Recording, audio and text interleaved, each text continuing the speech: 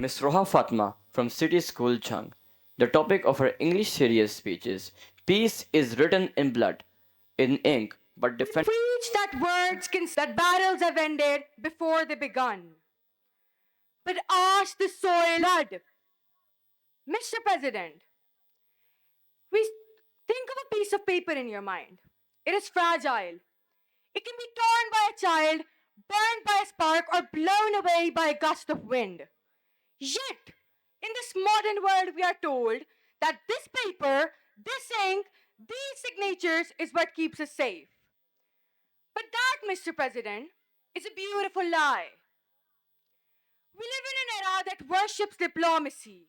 We are told that if we write enough resolutions, if we sign enough treaties, and if we sit at enough round tables, the world will finally be at peace. But today, I stand here to shatter that illusion. I stand here to advocate the harsh and polished truth of our existence.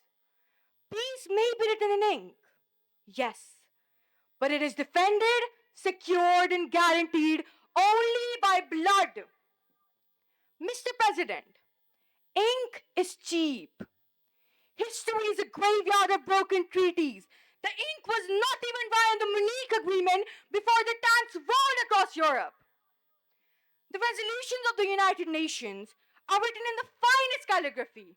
Yet, they did not stop the genocides in Rwanda, nor do they stop the bombs falling in the conflict zones today. Why? Because ink has no pulse. Ink has no muscle. Ink cannot stand in the way of a tyrant who believes that power is more important than a promise. Mr. President, real peace is not a natural state. It's a manufactured privilege. We sleep safely in our beds tonight, not because a diplomat signed a document. We sleep safely because at this very moment, there are men and women standing in the frozen peaks of mountains, in the scorching heats of deserts, and in the depths of the ocean. They are the real wall between us and the chaos. When a predator looks at a nation, it does not check to see if he has a good handwriting. It checks to see if he has steel or the will to fight. There is a Latin proverb, si vis pacem para bellum. If you want peace, prepare for war. It is a tragic irony of the human condition. To ensure that the peace stays intact, we must be willing to spill blood on the battlefield.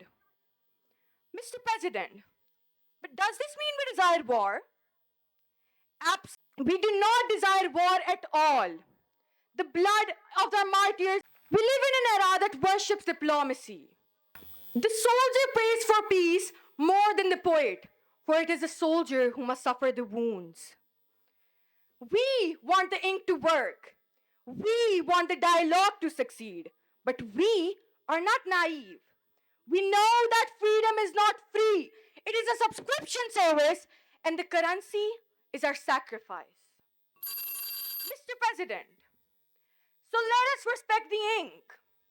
Let us bow our heads to those who, when the ink fades, are ready to defend it with their blood. Let us honor those who stand guard in shadows. Thank you, Mr. President.